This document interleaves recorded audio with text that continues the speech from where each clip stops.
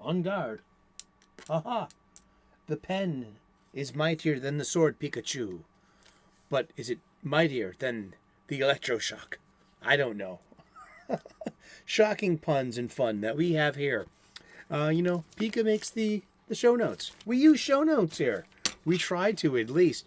Hey, there you are. Once again, thank you for tuning in. It is time once again for the Golden Age of DC Comics, 365 days, where I take this beloved hardcover coffee table book given to me about 2 decades ago by one of my best friends.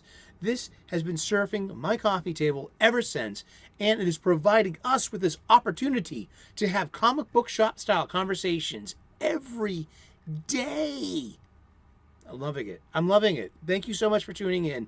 The Golden Age of DC Comics runs between 1938 and 1955, the Silver Age. Between 1956 and 1970, the Bronze Age. 1970 to 1985, I'm a Bronze Age baby. Myself, the Copper Age begins in 1985, and I get these definitions and standards from the Overstreet Comic Book Price Guides Glossary. Indeed. It's a great book, and so is this. I mean, the book that we've used all year long. There's a link in the description to its Amazon page. This is written and curated by Les Daniels, Chip Kidd, and Geoff Spear. It's a 2004 Abrams book, and it will look great on your coffee table. You can play along at home, and it makes a great gift for a geek. I know. And I love pimping this book. Give a book a second chance.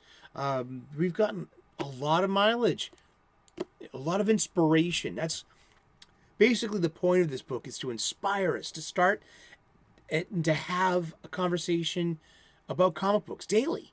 And this is what a great feeling. I'm glad that you're here to share it with us. We're going to use this 365 days book for its intended purpose. We're going to open up to today's date. It is December the 22nd.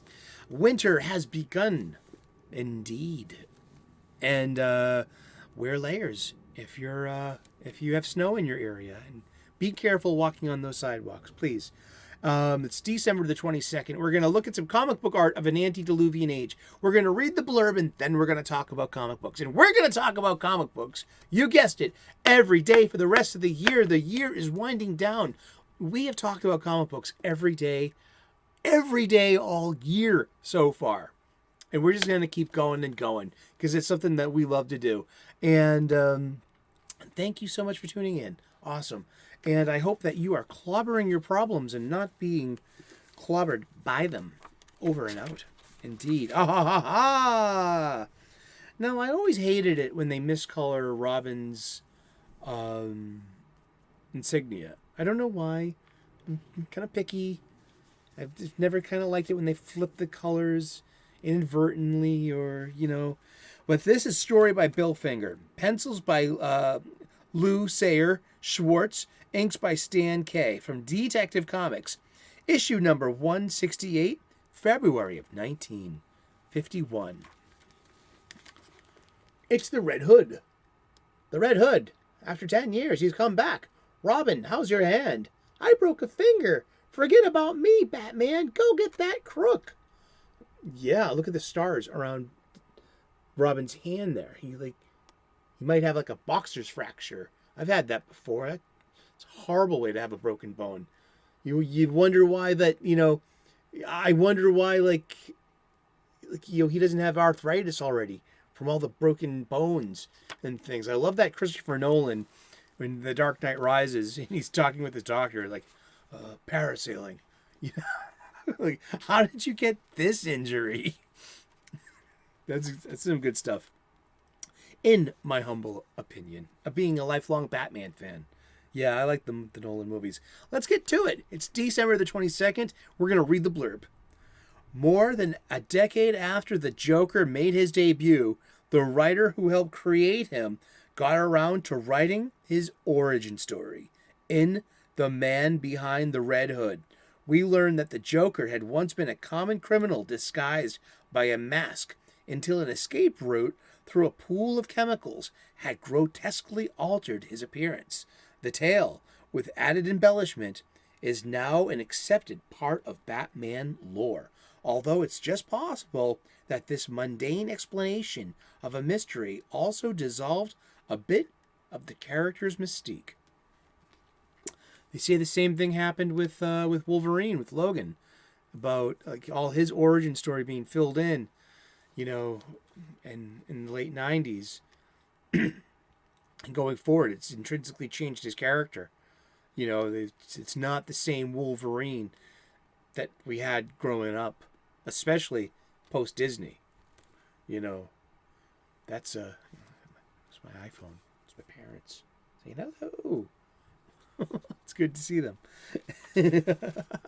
on my Dick Tracy watch.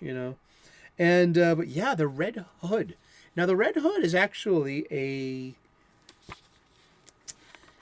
you might know the Red Hood as someone else. This Red Hood story was revisited back in Alan Moore and Brian Bolland's legendary The Killing Joke.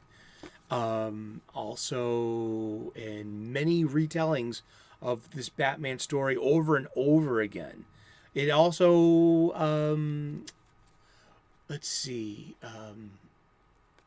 it was, I think really best told in The Killing Joke, as in a modern retelling. And that in itself is, 35 years old already? Let's see the Batman The Killing Joke.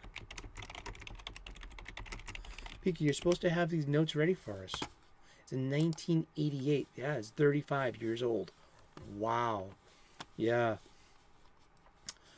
That is amazing. But yeah, that Red Hood, I've seen that Red Hood myth get knocked around a few times. But who is the current Red Hood? A former Robin. Exactly.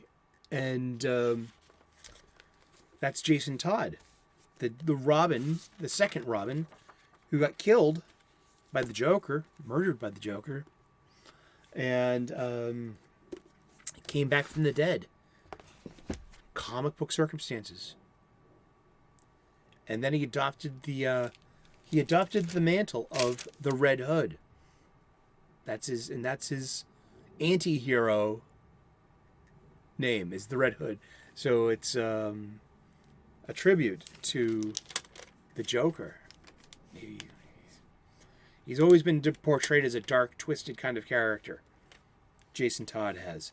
Especially since they made him kind of unlikable on purpose. In the book, after the Crisis on Infinite Earths, Jason Todd's origin story was rebooted into, he wasn't just a Dick Grayson knockoff, an acrobat and young person that fell into the role. He was he was caught by Batman stealing the tires off the Batmobile in Crime Alley as a small child, and he was abandoned. So Batman took him in and trained him to be Robin. And the new post-Crisis on Infinite Earths origin of Jason Todd has him being a bit more headstrong, not listening to reason, very emotional, very angry, and acts on that. And this is we've covered this issue before, but I'm thinking hey, I'm not really liking this. Are these acid-free comic? Is this an acid-free board? It's got a lot of information on it. It's got a price tag for $16. It claims that it's near mint at a 9.4. That's on the grading scale. We're going to learn about the 10-point grading scale very soon. It's going to be part and parcel in the show. I'm going to learn about it. Hopefully you're going to learn more about it too along our way. And we're going to make it a part of our, evaluating floppies. Floppies are comic books, magazines. And this one was sold in the direct market. We can tell by the box here. One sold at newsstands would have a UPC code. That's interesting. Look and see at the indicia. This is. We covered this issue before when I got it earlier at a con. This is Batman 424, published monthly by DC Comics, 666 Fifth Avenue. And I don't think there is a lot of comic books don't get second printings. I'm also trying to figure out how to correctly identify a second printing of a comic book, which might or might not be of lesser value. Sometimes a third printing, a rare third printing, or maybe variant covers. Are they, is our variant covers the code names for second printings, and a boosted, inflated cover price? I don't know. But yeah, this doesn't feel like I need to find out more about the best kind of bags. I mean, is this the best kind of bag? It doesn't sound like my other bags, which are a softer plastic. Are they mylar? Are they latex? These are questions. We're going to answer them. But looking in the Overstreet price guide, a near mint Batman 424, according to the most current 52nd for 2022-2023, Batman 424 near mint is goes for $10. So did I get ripped off? Well, not ripped off, but I wouldn't want to frame it like that. It'd be dishonest. No, I don't want to say it's like that. But was it really worth $16? And could I have negotiated that down to its book value? I wonder. I'm going to start doing that. I don't want to lug an Overstreet to the cons with me, but there's got to be a tablet version or an app version that you can look up. What's this worth in Overstreets? So yeah. So, but it was about the convenience and about being reunited with an old friend, from my point of view. So this will get a new bag, and we'll get a new board just to make sure. This is coming from a guy who sold me a comic book at a con, and so I just have to make sure that I know that my boards are acid free. This is probably, but how do you know? There's no maker's mark on the board itself, is it? Once again, we're gonna find out all these questions. I have so many questions that I'm going to find out, because there's always going to be some part of our hobby that you haven't been exposed to yet, whether it's like a European comic book, a Japanese comic book, like knowing what the indicia is, knowing how to spot a second printing, knowing when something's not near mint, if it's got like a dinged up corner or anything. This is really in good condition. This is in real good condition. So I can trust that near mint 9.4 rating. I'm a little disappointed that I feel, or is that just like the markup, or should they be selling this at book value? Is it, did I get not taken advantage of or price gouged? But that's like, that's 50%, more than what it's, yeah, that's is that steep? I don't know exactly. I'm just starting to get used to buying old comic books again, because it pleases me. I like seeing them on my spinner rack. So I'm going to populate my spinner rack with more older comic books. Especially, I'm still looking for comic books from the summer, fall, and winter of 1981-82 that have the Olympia bike ad on top of it. I'm going to branch out to the other two banner ads, the Toys R Us contest, and even the Spidey and His Amazing Friends banner ad. It was an advertisement for the NBC Saturday morning cartoon. Yeah, and they really, and then that came and went. That was just that was like a marketing campaign. That was someone's idea. Hey, let's sell the banner space on the top there. Incidentally, the part where you would cut off and return back to the publisher for credit, while leaving you the responsibility is to destroy that. I always thought that you would send it back to be pulped. Maybe that was part of a different deal. A part of a paper recycling program. I have no idea. I love finding out more and more about the publishing industry through, comic books. And we are, so the channel going forward, starting next month, we're going to be focusing on floppies. I'm going to pull about 1 or 2 floppies a day out of my long box. We're going to spend some time talking about them. We're going to look up their value. We're going to figure out how to grade a comic book. We're going to learn this all together. And if there's something that you're versed in, I would love to hear from you. If you already know all this stuff and be like, hey, did you you missed this part, or you missed that part? I would love to find out. I really would. Yeah, and I'm falling down another rabbit hole that Pika left me. It's about second printings. And second printings, are they worth it? And how can you tell one? What if this was a second printing and I paid $16 for it?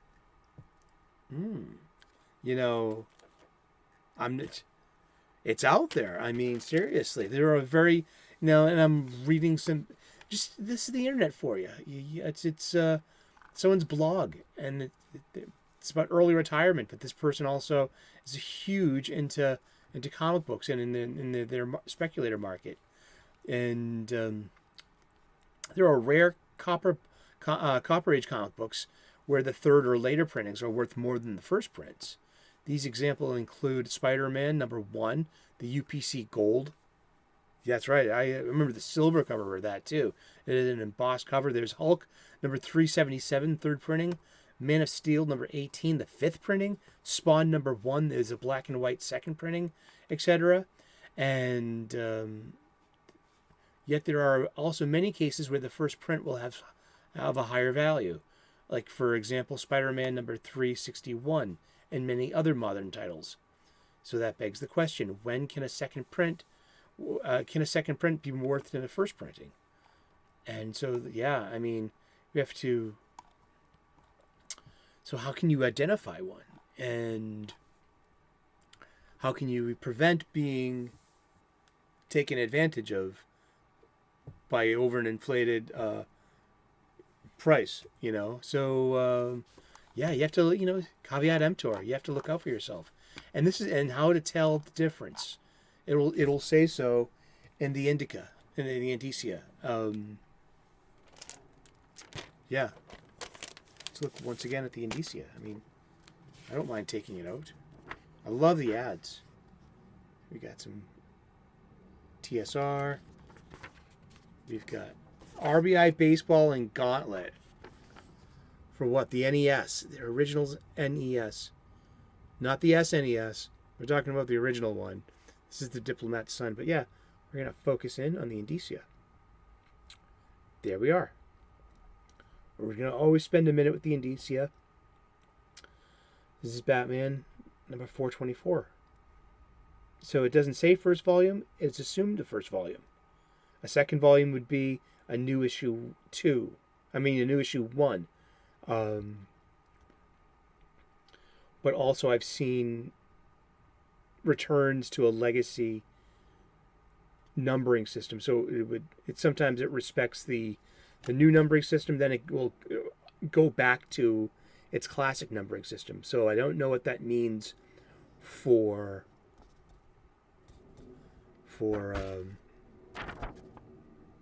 newer comics. Wait a second, 1 second.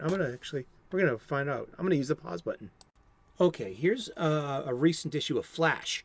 All right, this is Flash number 784. Okay, yet that's respecting its golden age numbering, and so we lose this numbering at Flash number 350 at Crisis on Infinite Earths in the final issue about 1985 or 6, and we get a new #1, written by Mike Barron. Flash #1, 1987. So that's Flash #1 volume. That would be the Flash volume 2 #1.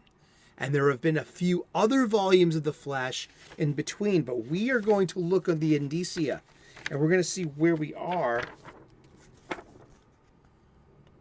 with this comic book. It doesn't have a volume number. So this is this Flash 784, September of 2020. Published monthly by DC Comics. Yeah, no longer at 666 Fifth Avenue. No, they moved out west to California. All rights reserved. Since it doesn't say first printing or it doesn't denote second printing, it's first printing. So yeah, there's a lot to learn from our comic books here. And it's got a print date too and where it was born in Canada. Exactly. But yeah, but the other, the new 52, that would be, would that have been Flash Volume 3 number 1? Or did Flash Volume 3 number 1, was that the Bart Allen, that short-lived awfulness after Infinite Crisis? There was All Flash 1 that was the exclamation point that brought Wally back again. Indeed, I love learning more and more about comic books, and we are on this strange trip together, and we are going to bag and board and respect our funny books. No more rolling them up and putting them in my back pocket. Oh, I feel so bad about this. I really do. Yeah, this has got to be the worst coming up to the end of the year, I will do some kind of, I can do a top 10 of 2022. I will, and I can. And, but this has to be my least favorite new comic book, or one of them. And I treated it as so, and I treated them badly, and just now it's, poor little funny book. Be nice to your funny books, please. Or be nicer. In my case, we've been talking about comic books, and we're going to talk about comic books. You guessed it. Hold on. Every day for the rest of the year. The year is winding down, and we have been talking about comic books every day all year long. And we're going to keep going and going. And thank you so very much. You are the most important part of this show. You are the most important ingredient in this recipe. And I am blessed to see you guys in the live chat. It always humbles me and bowls me over. Thank you so much for continuing the comic book conversation. Cheers. Like and subscribe if you could be so kind. I would love to earn your subscription, especially if you're a new viewer. Hit that subscribe button, please. I would love to grow my little channel. Because this is fun. And I want to share that fun. I want to share that exuberance with you. If you love comic books as much as I do, you are spending some quality time in the right place. Thank you so very much. God bless. Namaste. Good luck. We will see you again tomorrow, 3 p.m. U.S. Eastern. Cheers. Put on those notifications. And we'll see you again tomorrow in those funny pages. Cheers. Bye-bye.